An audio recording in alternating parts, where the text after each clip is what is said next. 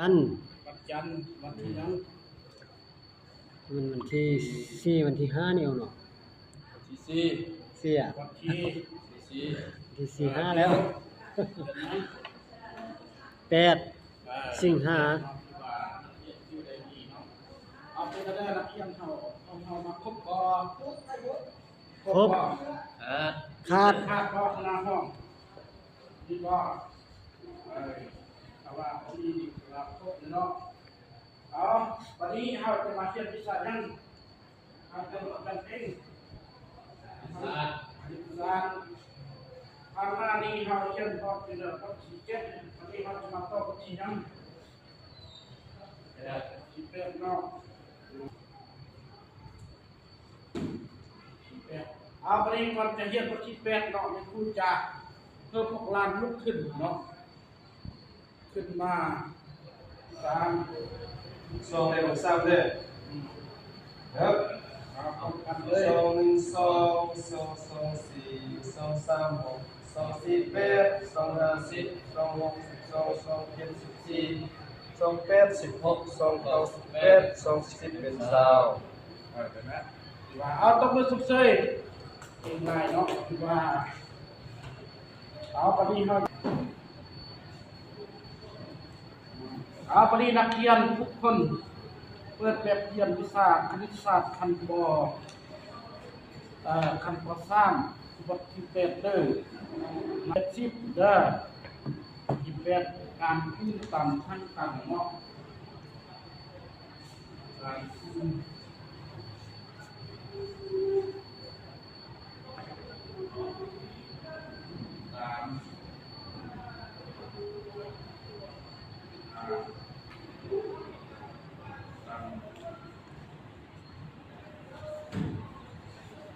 สองลักกับจำนวน1ลักข้อสองจำนวนหนึ่งหลักและจำนวนสองหลัก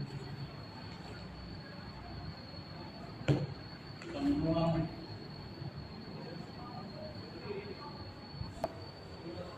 อยู่ในนี้คุยจะอธิบายตามเป็นเยี่ยมเนาะการสอนของในครูที่คุณจะนำภาพไปสอนเรียนจุดประสงค์ที่1นี่จะเรียนเกี่ยวกับการคูณเนาะอันที่2มาเพื่อให้นักเรียนสามารถจำแนกได้ว่าหลานสามารถจำแนกได้เนาะจำนวน2หลักและ1หลัก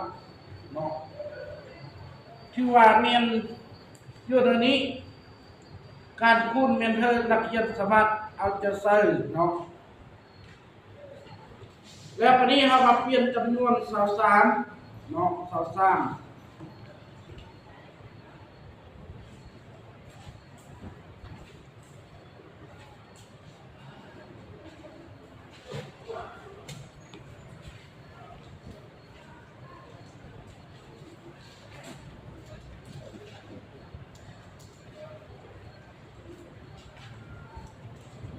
สองหาที่คิดไรคง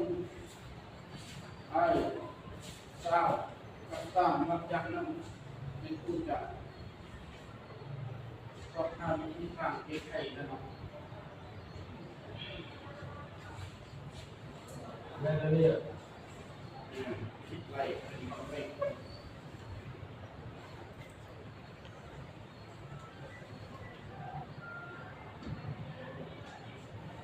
เอาเป็นว่าเขาสมนึกแกเขาจะวิ่งเขาเอาคิดทึกแล้วเอาวันนี้เรามาเพิ่งอันนี้วิธีการคิดไรของเขาสมนึกเอาถือว่าวิธีนี้ก็ถือว่าถูกต้องเนาะแต่วันนี้เรามาสอบเนาะอันนี้จะเป็นซาวเนาะเป็นตัวตั้งคูณแล้วน้องคูณเลยตัวคูณจะออกคนเนาะคนคูณ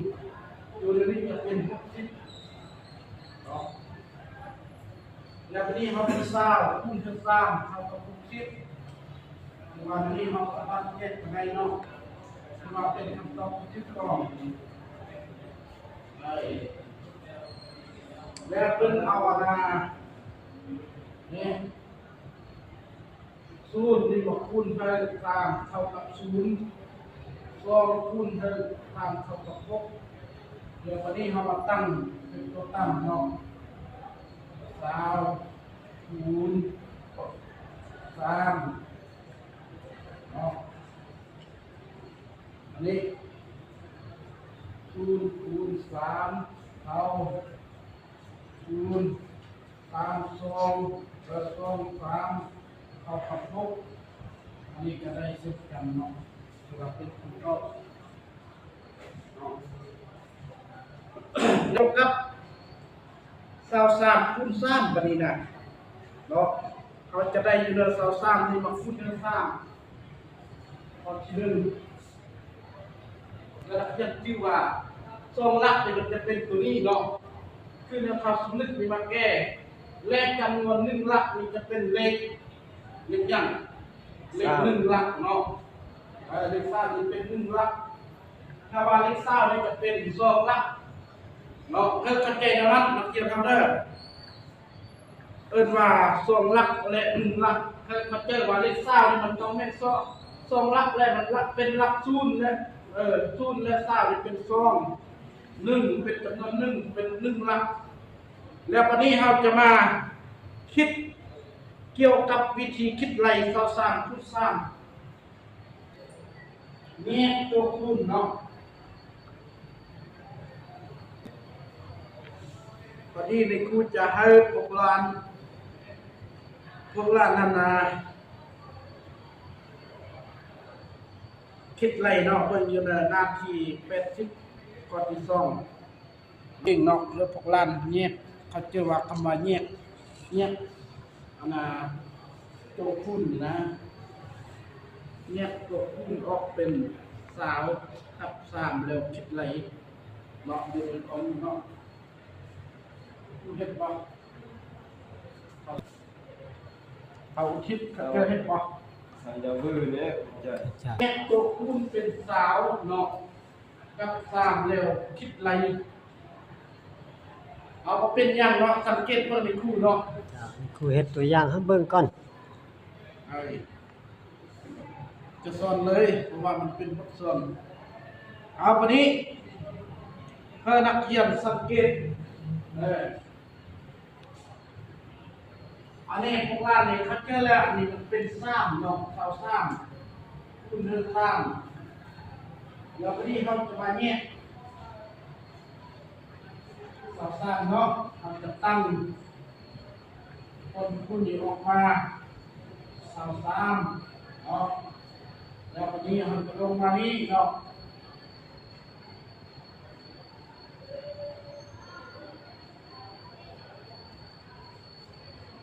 อันนี้วิธีเนี่ยเนาะแล้ววันนี้3แล้วอยู่ตรงนี้เราจะได้ยังได้จะได้ยัง2เอาสมนึกได้ยังหั่นได้2อ่ะได้3อันนี้3แล้ววันนี้เราจะได้ยังได้เศร้า เนาะต้องเนาะเอากับอันนี้ได้ยังได้3 3อยู่นี่เท่าไหร่3เนาะอันนี้ที่เนี่ยอันนี้จะ3นี่อันนี้ถ้าว่าอันนี้อันนี้อันนี้จะเป็น3แบบนี้ถ้าว่า3คูณ3เท่ากับ10เนาะแล้ววันนี้เนาะ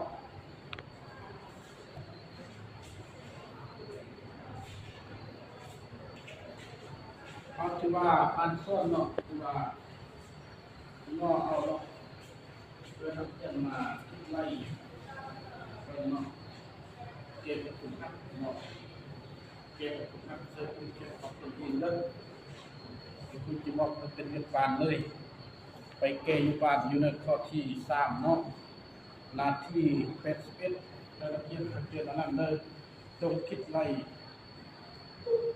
เวลานี้เราต้องคิดไล่เลขพวกนี้เวลานี้จะมีข้อที่ข้อที่วันนี้นะเอามาเบิ้งมาป้ามาพันอันที่1ในคู่ทุกพายยังเอามาสรุปเบิ้งกันอันที่1ในคู่พายังถ้าคูณเลข20คูณ3 สอบห้าเนาะการคูณจำนวนสองหลักและจำนวนหลักอันที่สองคูณไปยัง แยกตัวคูณ แยกตัวคูณ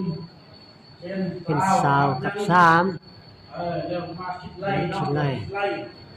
อันนี้คือว่าอยู่เรานี่มีเราพันการเรียนมีเราแม่นี้ก็ถูกต้อง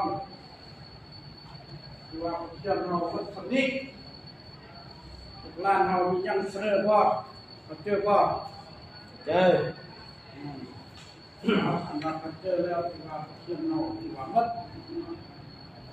เรียนเรานี้เนาะเอาเข้า